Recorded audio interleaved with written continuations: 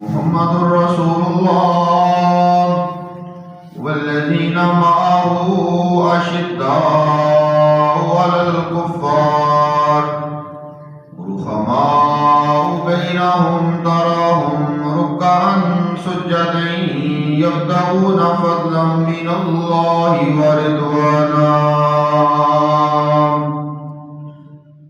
صدق الله مولانا العظيم وصدق رسوله النبي الكريم الأمين.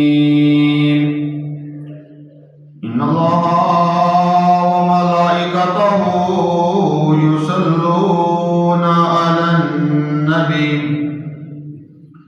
يا أيها الذين آمنوا صلوا عليه وسلموا تسليما. اللهم صل على سيدنا ومولانا محمد وعلى آل سيدنا ومولانا محمد بارك وسلم عليه. الصلاة والسلام عليك يا سيدي يا رسول الله وعلى آلك وأصحابك يا سيدي يا حبيب الله. اللہ تبارک و تعالیٰ کی لارب کتاب قرآن مجید فرقان حمید میں سے ایک آیت مبارکہ تلاوت کرنے کا شرف حاصل کیا. اللہ رب العزت سے دعا ہے کہ وہ حق سچ کہنے کی توفیق عطا فرمائے اور ہمیں قرآن و حدیث کے احکامات پر عمل کر کے دنیا و آخرت میں کامیابی و کامرانی حاصل کرنے کی توفیق عطا فرمائے. اس دنیا پر اگر ہم نظر دوڑائیں، ماضی کو بھی دیکھ لیں، موجودہ دور کو بھی دیکھ لیں، تو کروڑوں اربوں کھربوں لوگ اس دنیا میں آ چکے ہیں اور کتنوں نے ابھی باقی آنا ہے. اس کے بارے میں اللہ تعالیٰ بہتر جانتا ہے. صرف اس ایک دور کے اندر جو ہمارا موجودہ دور ہے، اس حال میں پوری دنیا کے اندر تقریباً 210 کے قریب ممالک ہیں.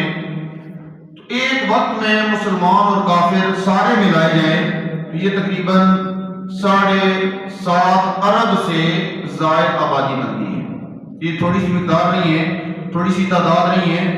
7.5 ارب سے زائد ایک وقت میں دنیا کے اندر لوگ موجود ہیں اور یہ تقریباً 100 سال کا یہ سلسلہ جاری رہتا ہے. 100 سال کے اندر پھر نئے اتنے لوگ اس سے زیادہ لوگ آ جاتے ہیں کیونکہ جو پیدائش کی شرح ہے وہ موت کی شرح سے زیادہ ہے.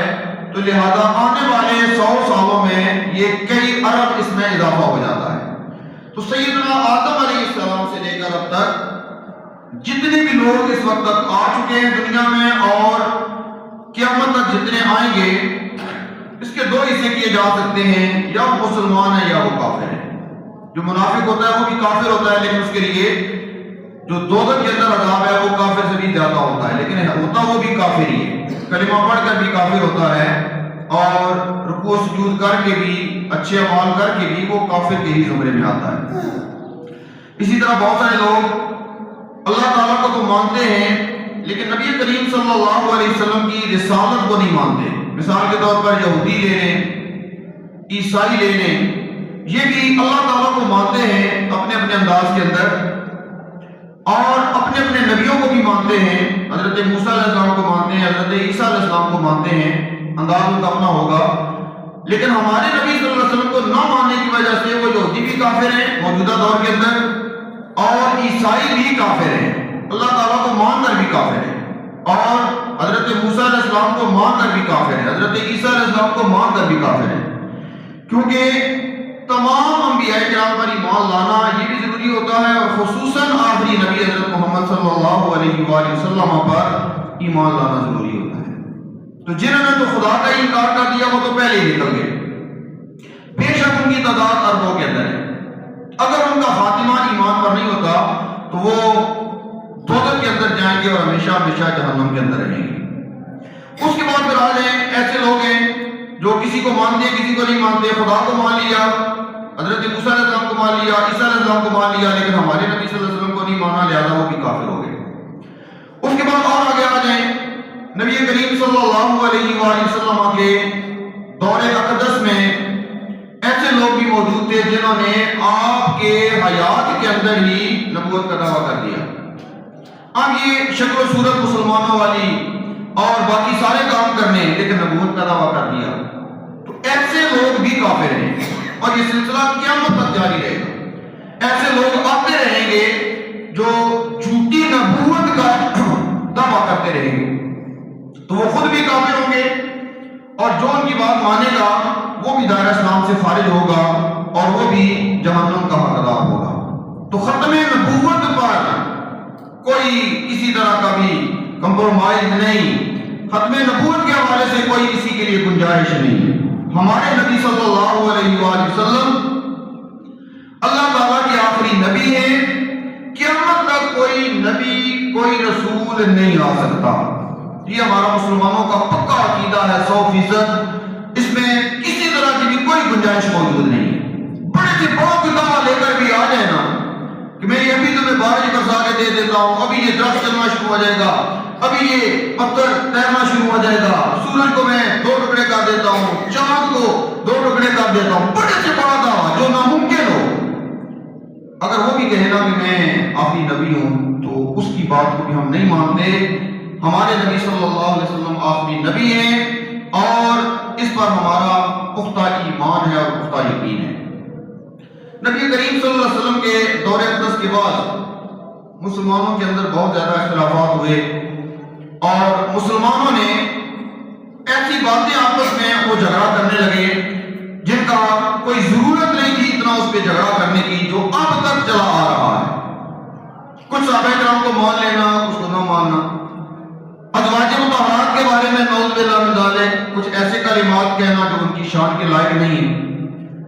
صحابہ کرام رضوان اللہ علیہم کے بارے میں غلط عقائد رکھنا اور محراب و منبر پر ان کے لیے ایسے الفاظ استعمال کرنا جو ان کی شان کے لائق نہیں. الحمدللہ اللہ تعالیٰ کا لاکھ لاکھ شکر ہے کہ اہل سنت و جماعت کو اللہ تعالیٰ نے ایسا پیارا عقیدہ عطا فرمایا ہے کہ یہ کسی کی بھی توہین نہیں کرتے. اللہ تعالیٰ پر ایمان لایا تو وہ اربوں کروڑوں جو لوگ تھے نہیں ماننے والے ان سے الگ ہو گئے. اس کے بعد وہ لوگ جو کچھ نبیوں کو مانتے تھے کچھ کو نہیں مانتے تھے, نبی صلی اللہ علیہ وسلم پر ایمان لائے, ان کی تعلیمات کے مطابق سارے نبی اور رسولوں پر ایمان لے آئے. ہم یہ ہمارا یہ عقیدہ ہے کہ سارے نبیوں کو مانتے ہیں, سارے رسولوں کو مانتے ہیں, سارے نبی اور رسولوں پر نازل ہونے والے صحیفے اور کتابیں ان پر ہمارا ایمان ہے. تو جب یہ کہا کہ سارے نبیوں کو مانتے ہیں تو پھر وہ جو عیسائی ہیں وہ بھی نکل گئے, وہ جو یہودی ہیں وہ بھی نکل گئے, ان سے ہم الگ ہو گئے. اس کے بعد اور آگے آ جائیں صحابہ کرام رضوان اللہ علیہم اجمعین, خلفائے راشدین. ہم چاروں اماموں کے, ان چاروں بزرگوں کے, ان چاروں خلفائے راشدین کے عظمت کے قائل ہیں. قرآن پاک میں ان کا تذکرہ موجود ہے. یہ جو کہ میں نے آیت کریمہ پڑھی ہے, اللہ تعالیٰ نے فرمایا محمد الرسول اللہ, محمد صلی اللہ علیہ وآلہ وسلم اللہ کے رسول ہیں. والذین معہ, اور جو ان کے ساتھ ہیں, اس سے مراد حضرت ابو بکر صدیق رضی اللہ تعالیٰ عنہ. اشداء علی الکفار, کافروں پر بڑے سخت ہیں, اس سے مراد حضرت عمر فاروق رضی اللہ تعالیٰ عنہ. رحماء بینہم, آپس میں نرم دل ہیں, اس سے مراد حضرت عثمان غنی رضی اللہ تعالیٰ عنہ. تراہم رکعا سجدا یبتغون فضلا من اللہ ورضوانا, آپ انہیں دیکھیں گے رکوع میں اور سجود میں اور اللہ تعالیٰ کا فضل اور اس کی رضا کو تلاش کرتے ہیں, اس سے مراد حضرت علی رضی اللہ تعالیٰ عنہ. تو دو طرح کے لوگ اس وقت بھی لاکھوں کی تعداد میں لوگ موجود ہیں پوری دنیا کے اندر. حضرت ابوبکر صدیق, حضرت عمر فاروق, حضرت عثمان غنی رضی اللہ تعالی عنہم, ان تین صحابہ کرام کو نہیں مانتے, اور حضرت علی رضی اللہ تعالیٰ عنہ ان کی عظمت کے چرچے بیان کرتے ہیں، ان کی شان اقدس میں جو آیات ہیں احادیث ہیں ان کو بیان کرتے ہیں۔ تو یہاں پر دو حصے ہو جاتے ہیں، کچھ ان تین کو مانتے ہیں، کچھ صرف ایک کو مانتے ہیں، لیکن ہم ان دونوں میں سے نہیں ہیں۔ ہم ان دونوں میں سے نہیں ہیں کہ صرف تین کو مان لو، صرف ایک کو مان لو، صرف تین کے فضائل کو بیان کرو، صرف ایک کے فضائل کو بیان کرو۔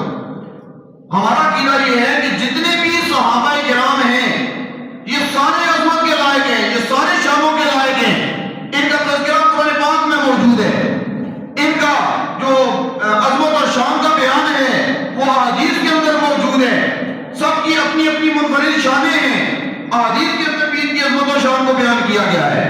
تو ہم چاروں کی عظمت کے قائل ہیں۔ جب سیدنا صدیق اکبر رضی اللہ تعالیٰ عنہ کی عظمت و شان بیان کرنے کی باری آتی ہے ہم ان کی شان بیان کرتے ہیں۔ جب حضرت عمر فاروق رضی اللہ تعالیٰ عنہ کا آپ کا یوم وصال آتا ہے اور آپ کا شہادت کا دن آتا ہے ہم ان کی عظمت و شان کو بیان کرتے ہیں۔ حضرت عثمان غنی رضی اللہ تعالیٰ کی عظمت و شان کو بیان کرتے ہیں۔ حضرت علی رضی اللہ تعالیٰ عنہ آپ کی پیدائش کا موقع ہو یا وصال کا موقع ہو ہم ان کی عظمت و شان کو بیان کرتے ہیں۔ ان سے بھی ہم ذرا منفرد ہیں، ان سے بھی الگ ہو گئے۔ تو دعوت اسلامی کے حوالے سے یہ ایک جملہ ہے کہ ہر صحابی نبی جنتی جتنے بھی صحابہ کرام ہیں وہ جنتی ہیں، وہ کوئی عام سے لوگ نہیں تھے۔ بڑے سے بڑا ہمارے یہاں کون بندہ ہوتا ہے جو بہت بڑا کوئی ولی ہو، بہت بڑا متقی پرہیزگار ہو، اور سب سے بڑا ہم اولیاء میں بھی غوث اعظم رضی اللہ تعالیٰ عنہ کو سمجھتے ہیں کہ سارے ولیوں کے بھی سردار ہیں۔ تو جو ولیوں کے سردار ہیں وہ بھی ایک عام صحابی رضی اللہ تعالیٰ کی شان کو نہیں پہنچ سکتا۔ یہ ذہن ہے جو کوئی مفسر نہ ہو، محدث نہ ہو، صرف نماز کے حد تک کہ اچھے جو اعمال کیے جاتے ہیں اس کے حد تک ہو، لیکن صحابی ہوں تو غوث اعظم رضی اللہ تعالیٰ عنہ بھی ان کی شان کو نہیں پہنچ سکتے۔ کیوں؟ اس وجہ سے کہ انہوں نے حالت ایمان میں رسول اللہ صلی اللہ علیہ وآلہ وسلم کے چہرہ اقدس کی زیارت کی ہے، اس وجہ سے ان کی شان بڑی اونچی ہے، ان کا مقام بڑا اونچا ہے۔ تو لہذا ہم ان سارے صحابہ کرام کو جنتی سمجھتے ہیں۔ اسی طرح کچھ صحابہ کرام کے آپس میں اختلافات تھے، آپس میں ان کی جنگیں ہوئی ہیں، آپس میں ان کے کچھ معاملات ہوئے ہیں۔ تو ادھر آج 1400 سال گزرنے کے بعد ایک نے الگ گروہ بنا لیا، دوسرے نے الگ گروہ بنا لیا کہ میں اس کے ساتھ ہوں، میں اس کے ساتھ ہوں۔ ہم کون ہوتے ہیں فیصلہ کرنے والے کہ یہ فلاں جنت میں جائے گا، فلاں دوزخ میں جائے گا؟ وہ صحابہ کرام ہیں۔ اللہ کے حبیب صلی اللہ علیہ وسلم نے فرمایا ہے اصحابی کالنجوم بِأَيِّهِمْ اقتدیتم اہتدیتم، میرے صحابہ ستاروں کی مانند ہیں، جس کی بھی اقتداء کرو گے ہدایت پا جاؤ گے۔ تو لہذا یہاں پر ہم نے ان تمام صحابہ کرام کو جنتی سمجھنا ہے۔ کسی کے لیے کوئی ایسا لفظ نہیں بولنا اپنی پوری زندگی میں جو ان کی شان کے لائق نہ ہو۔ اگر خدا نہ خواستہ کہیں کوئی معاملہ ہے بھی ہے تو اللہ تعالیٰ فیصلہ کرنے والا ہے، اس کو کیا تک لے جائیں۔ یہ ہمارے ایمان کے اندر کوئی ایسی بات نہیں ہے کہ یہ مانیں گے اس کو تو تب ہمارا ایمان مکمل ہے، اور نعوذ باللہ من ذالک دوسرے کو برا بھلا کہیں گے تو تب ہمارا ایمان مکمل ہے۔ تو وہاں تھوڑی خاموشی اختیار کر لی جائے، کف لسان کا حکم ہے، خاموشی اختیار کر لی جائے ایسے معاملات میں کہ یہ معاملہ صحابہ کرام تک اور ازواج مطہرات تک اس کو محدود کر دیا جائے کہ ان کا آپس کا معاملہ ہے۔ ہم کون فیصلہ کرنے والے ہوتے ہیں کہ فلاں ازواج مطہرات نعوذ باللہ من ذالک وہ صحیح نہیں تھی، فلاں صحابی ہیں وہ ٹھیک تھے اور ہم ان کے ساتھ ہیں اور ان کے ساتھ نہیں ہیں۔ آپ کو جو حکم دیا گیا نماز روزہ حج زکات کا، آپ کو حکم دیا گیا حقوق اللہ حقوق العباد کا، آپ کو حکم دیا گیا قرآن و حدیث کے احکامات پر عمل کرنے کا، تو سب کی عظمت و شان جاؤ اس کے حقدار ہیں اس کے مطابق ان کی عظمت و شان کو بیان کریں۔ اہل بیت کی عظمت کی شان ان کی مقام کو بھی بیان کرنا ہے۔ حضرت امام حسن امام حسین کی بھی شان ہم بیان کرتے ہیں، ان کے والدین سیدنا حضرت علی شیر خدا رضی اللہ تعالیٰ عنہ اور حضرت فاطمہ الزہرا رضی اللہ تعالیٰ عنہ جنتی عورتوں کی جو سردار ہیں، ہم ان کی عظمت و شان کے بھی قائل ہیں اور ان کی عظمت و شان کو بیان کرتے ہیں۔ تو چاروں صحابہ کرام بالترتیب حضرت ابوبکر صدیق رضی اللہ تعالیٰ عنہ پہلے خلیفہ ہیں، خلیفہ اول ہیں۔ حضرت عمر فاروق رضی اللہ تعالیٰ عنہ خلیفہ ثانی ہیں۔ حضرت عثمان غنی رضی اللہ تعالیٰ عنہ خلیفہ ثالث ہیں، اور حضرت علی رضی اللہ تعالیٰ عنہ خلیفہ چہارم ہیں۔ چوتھے نمبر پہ آپ خلافت کے مرتبے پر فائز ہوئے۔ اب 1400 سال کے بعد ایک بندہ کہتا ہے نہیں حضرت علی رضی اللہ تعالیٰ نمبر ہونا چاہیے تھا. اب خواہش سے کیسے ہم ایکسچینج کریں؟ ایک بندہ کہتا ہونا چاہیے تھا. اب کیسے ہو سکتا ہے یہ کہ جو خلیفہ بنے حکومت کر کے تشریف لے گئے، دوسرے خلیفہ بنے حکومت کر کے چلے گئے، تیسرے آئے وہ بھی حکومت کر کے چلے گئے، اسلام کے مطابق سارا نظام سنبھالا. حضرت علی رضی اللہ تعالیٰ عنہ اب کیسے پہلے نمبر پہ آ سکتے ہیں؟ اب وہ کہتے ہیں کہ ان کو پہلے ہونا چاہیے تھا. اب کیسے کریں گے؟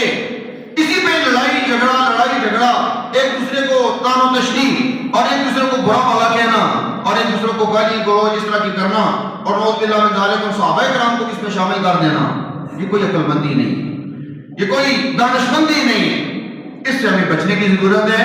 اس لیے جو ہو چکا ہے وہ معاملہ اللہ تعالیٰ کی ذات پہ چھوڑا جائے اور ہمیں ان مقدس ہستیوں کی جو عظمت و شان احادیث کے اندر اور قرآن پاک کی آیات میں موجود ہیں ان کو بیان کر کے اپنے نماز روزے اچھے اعمال کی طرف ہمیں توجہ دینے کی ضرورت ہے. صحابہ کرام کو بھی شان دیں، ان کو بھی بیان کریں اور جو شان اہل بیت ہیں قل لا اسألکم علیہ اجرا الا المودۃ فی القربى اس کو سامنے رکھتے ہوئے ان کی عظمت و شان کو بھی بیان کریں.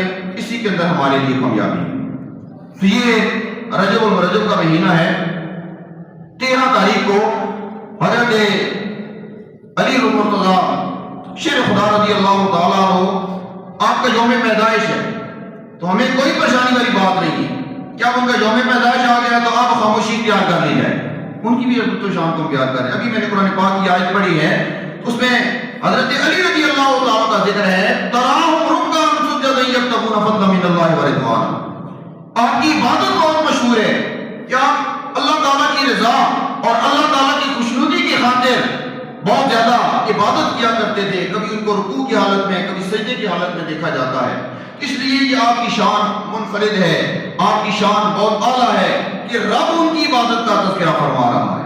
اور ایک حدیث پاک میں خود امام الانبیاء صلی اللہ علیہ وآلہ وسلم نے فرمایا انا مدینۃ العلم وعلی بابها، میں علم کا شہر ہوں اور علی اس کا دروازہ ہے. یہ چھوٹا سا مقام نہیں ہے. خود امام الانبیاء صلی اللہ علیہ وسلم علم کے حوالے سے فرما رہے ہیں کہ میں علم کا شہر ہوں اور حضرت علی رضی اللہ تعالی عنہ اس کے دروازہ ہے. اور ایک اور مقام پر محبت کے حوالے سے ذکر فرمایا. نبی کریم صلی اللہ علیہ وسلم نے ارشاد فرمایا من احب علی فقد احبنی، جس نے حضرت علی رضی اللہ تعالیٰ عنہ کے ساتھ محبت کی اس نے مجھ سے محبت کی. وَمَنْ أَحَبَّنِي فَقَدْ أَحَبَّ اللَّهُ، اور جس نے مجھ سے محبت کی اس نے اللہ سے محبت کی. اس سے پتہ چلا جس نے حضرت علی رضی اللہ عنہ سے محبت کی ہے وہ ایسا ہے گویا اس نے اپنے رسول کے ساتھ، اپنے آقا کے ساتھ محبت کی ہے. اور جس نے اپنے آقا سے محبت کی ہے گویا اس نے اللہ تعالیٰ سے محبت کی ہے. اور دوسرا حصہ فرمایا وَمَنْ أَبْغَضَ عَلِيًّا، اور جس نے حضرت علی سے دشمنی رکھی فَقَدْ أَبْغَضَنِي، اس نے مجھ سے دشمنی رکھی. وَمَنْ أَبْغَضَنِي فَقَدْ أَبْغَضَ اللَّهُ، اور جس نے مجھ سے دشمنی رکھی گویا اس نے اللہ تعالیٰ سے دشمنی رکھی. اس حدیث پاک سے پتہ چلتا ہے ہر مومن کے دل کے اندر حضرت علی رضی اللہ تعالیٰ عنہ کی حب ہونی چاہیے، حضرت علی رضی اللہ تعالیٰ عنہ کی محبت دلوں کے اندر ہونی چاہیے. اسی کے اندر ہمارے لیے کامیابی ہے، اسی کے اندر ہمارے لیے کل قیامت کے دن نجات ہے اور ہمارے لیے معاملات میں آسانی ہے. حضرت علی رضی اللہ تعالیٰ عنہ کی دانشمندی کے بہت بڑے بڑے ایسے مشکل مسائل جو آپ نے حل فرمائے ہیں، بہت زیادہ اس کی طویل روایات موجود ہیں. حضرت علی رضی اللہ تعالیٰ عنہ جو مسائل حل فرما دیا کرتے تھے. ایک موقع پر آپ کے سامنے 2 عورتیں حاضر ہو جاتی ہیں اور دونوں عورتیں آ کے ایک بچے کے بارے میں دعویٰ کرتی ہیں کہ حضرت علی فیصلہ کریں بچہ کس کا ہے. ایک ماں کہتی ہے یہ بچہ میرا ہے، دوسری عورت کہتی ہے یہ بچہ میرا ہے. اور فیصلہ آپ فرما لیں یہ بچہ کس کا ہے. دونوں ہی ایک ہی بچے کی دعوے دار ہیں. حضرت علی رضی اللہ تعالیٰ عنہ آپ نے پہلے یہ پوچھا ان سے اور ان سے سوال کیا کہ یہ بچہ کس کا ہے. تو ایک نے کہا میرا ہے، دوسرے نے کہا میرا ہے. تو حضرت علی رضی اللہ تعالیٰ نے اپنے غلام سے کہا کہ اس طرح کرو ایک آڑا لے آؤ. تو عورتوں نے پوچھا آڑے کو کیا کریں گی، آڑے سے کیا آپ نے کام ہے. تو حضرت علی رضی اللہ تعالیٰ نے فرمایا کہ تمہارے سامنے اس بچے کے 2 ٹکڑے کروں گا، ایک ٹکڑا تمہیں دے دوں گا اور دوسرا ٹکڑا جو دوسری ماں دعوے دار ہے اس کو دے دوں گا۔ ان میں سے جو حقیقی اس کی ماں جس کو پتا تھا یہ میرا بچہ ہے، دوسری کو پتا تھا کہ میں جھوٹ بول رہی ہوں اور غلط دعویٰ کر رہی ہوں، تو جس کا بیٹا تھا وہ فوراً بول اٹھی کہ اے حضرت علی اس بچے کو قتل نہ کریں، یہ بچہ اسی کو دے دیں، کم از کم اس بچے کو قتل نہ کریں۔ تو فوراً حضرت علی رضی اللہ تعالیٰ کو پتا چل گیا کہ ماں کے دل کے اندر جو تڑپ ہوتی ہے، ماں کی ممتا میں جو بچے کے حوالے سے ایک جذبہ اور محبت والا پایا جاتا ہے، اس سے پتا چلتا ہے یہ جس نے کہا نا کہ اس بچے کو دوسری ماں کو دے دو، تو یہ بچہ اس کا ہے جو تڑپی ہے، جس کے دل میں محبت ہے، وہ فوراً بول اٹھی ہے۔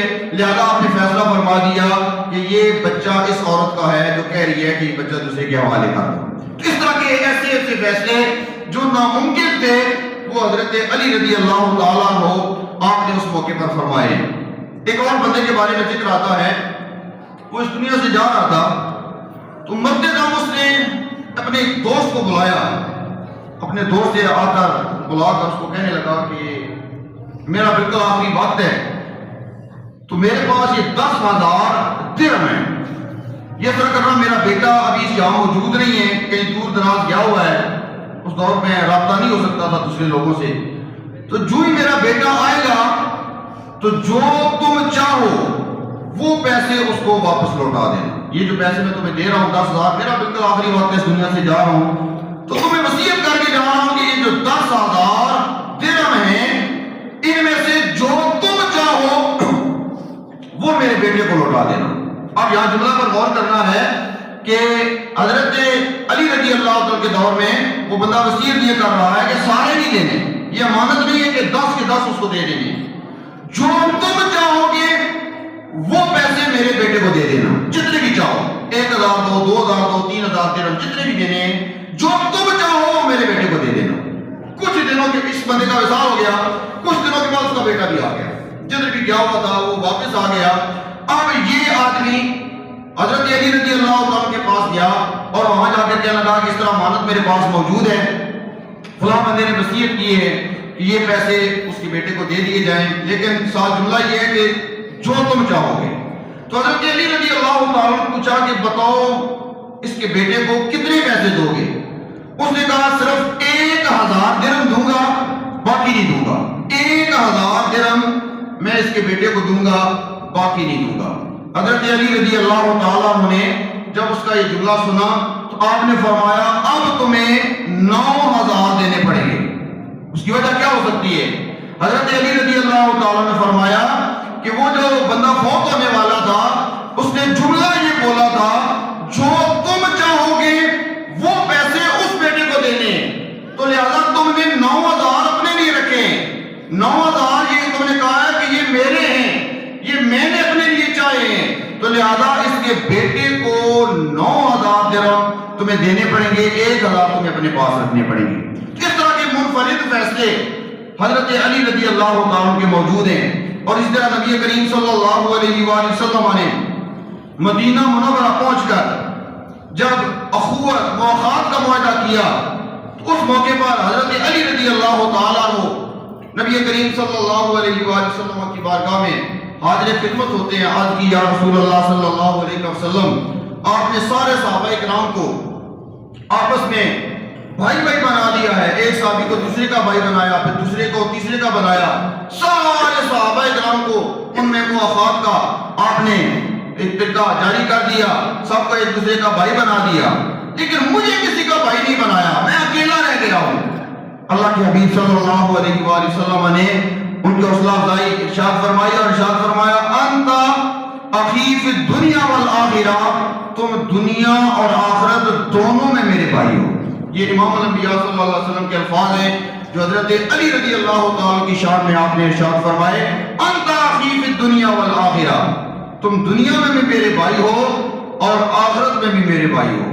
اور اس طرح جب غزوہ تبوک کا موقع آیا تو بہت غزوہ یہ شدید گرمی کے اندر تھا اور بہت سارے صحابہ کرام نے کفار کے ساتھ لڑنے کے لیے جانا تھا، تو نبی کریم صلی اللہ علیہ وسلم نے حضرت علی رضی اللہ تعالیٰ کو جو مدینہ طیبہ کے اندر عورتیں رہ گئی تھی اور مدینہ منورہ کے اندر جو بچے رہ گئے تھے ان پر خلیفہ مقرر فرما دیا کہ آپ یہاں پر رہیں گے اور یہاں پر ان عورتوں کی اور بچوں کے حوالے سے آپ نگہبانی کریں گے۔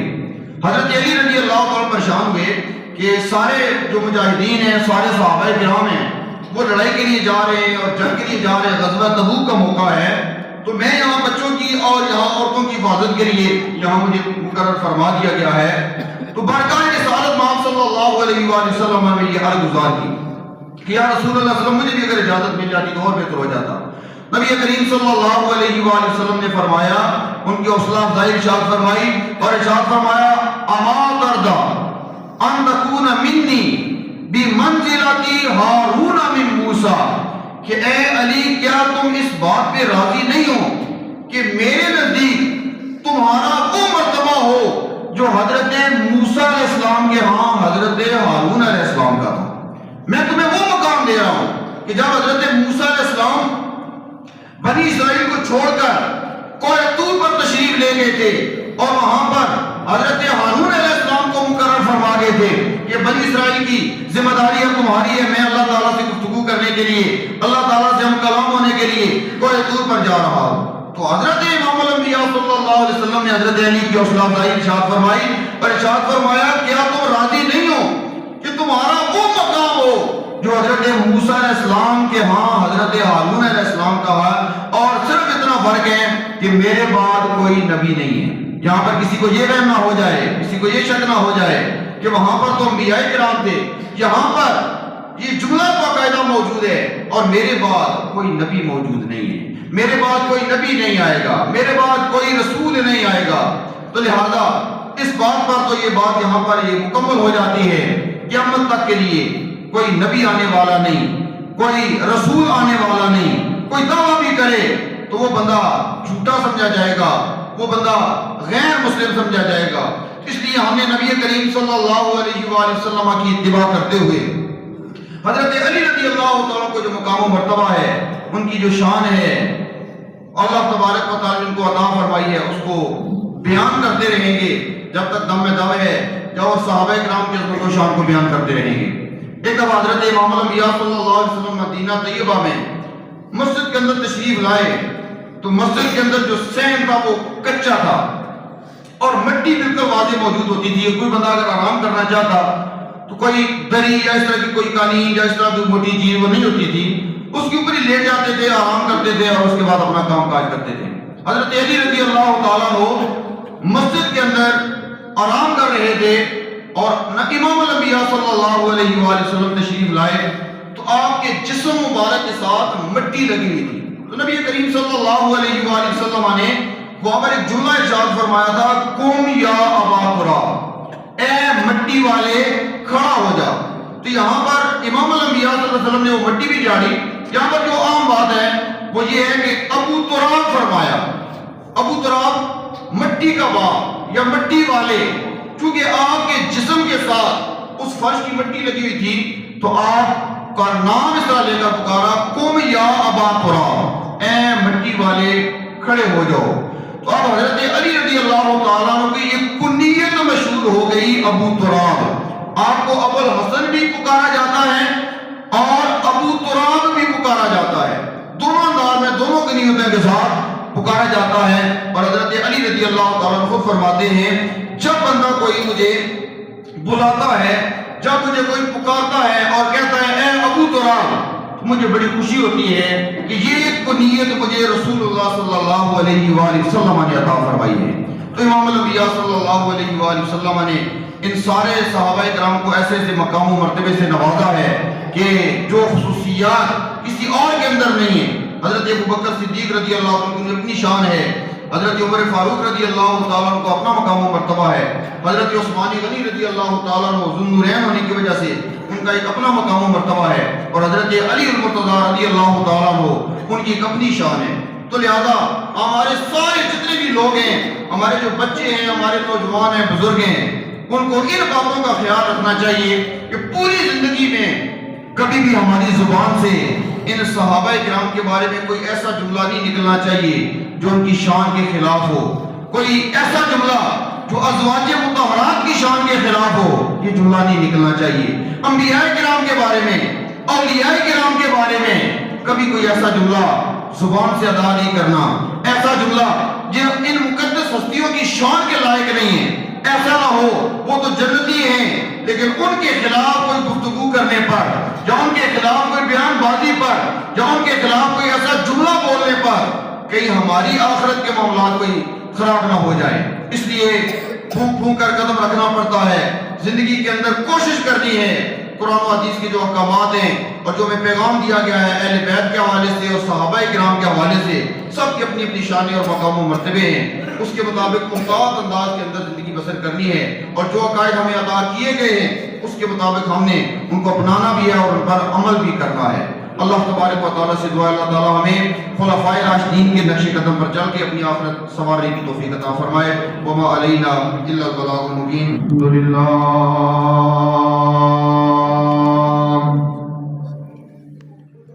الحمد للہ نحمدہ ونستعینہ ونستغفرہ ونؤمن به ونتوکل علیہ ونعوذ باللہ من شرور انفسنا ومن سیئات اعمالنا من يهده الله فلا مضل له ومن يضلله فلا هادي له ونشهد أن لا إله إلا الله وحده لا شريك له لا نظير له لا مثل له ولا مماثل له ونشهد أن لا إله إلا الله ونشهد أن محمدا عبده ورسوله أما